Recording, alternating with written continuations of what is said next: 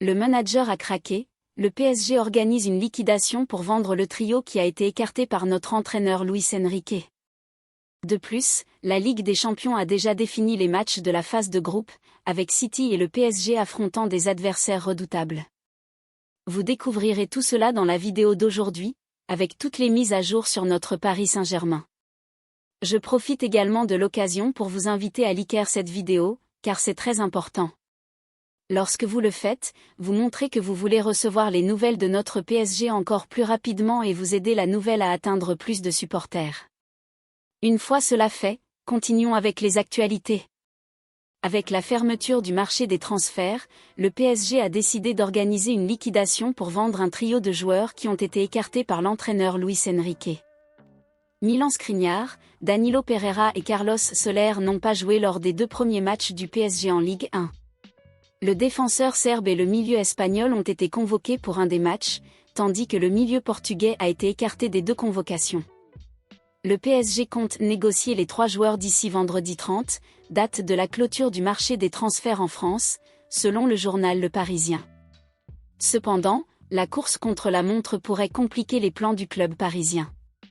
Pour l'instant, Skriniar est celui qui a le plus de chances de partir.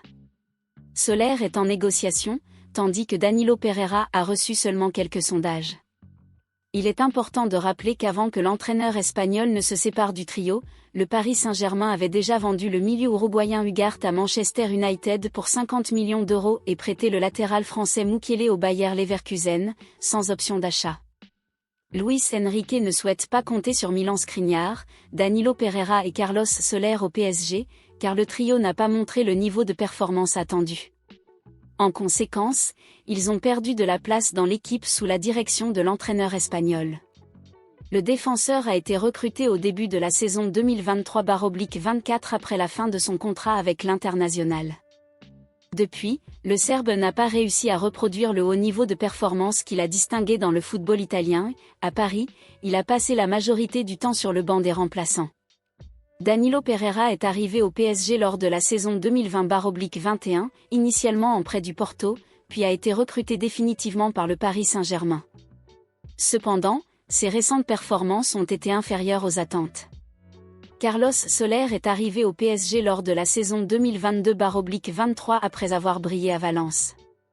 L'Espagnol a commencé de manière prometteuse, mais sa performance en 2023/24 n'a pas été la même. Selon le journaliste Fabrizio Romano, le PSG a déjà accepté de libérer Skriniar pour Al Nassr. Il ne reste plus qu'à finaliser l'accord entre le défenseur serbe et le club saoudien. Les montants de la négociation n'ont pas encore été divulgués.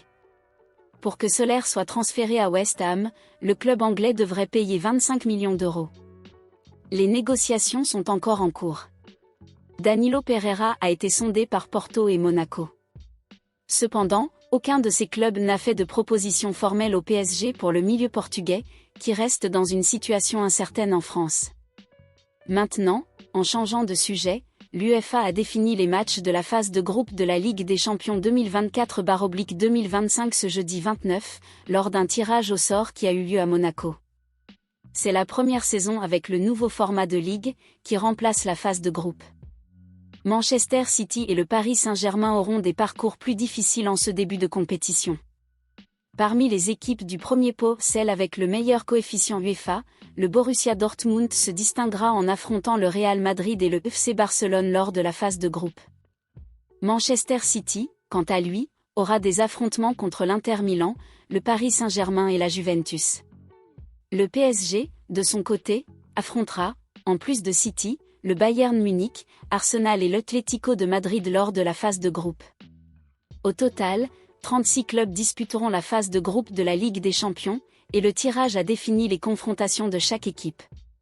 Chaque équipe affrontera 8 adversaires dans un format de points, avec 4 matchs à domicile et 4 à l'extérieur. Gianluigi Buffon et Cristiano Ronaldo ont été honorés avant le tirage et ont été responsables du tirage des boules.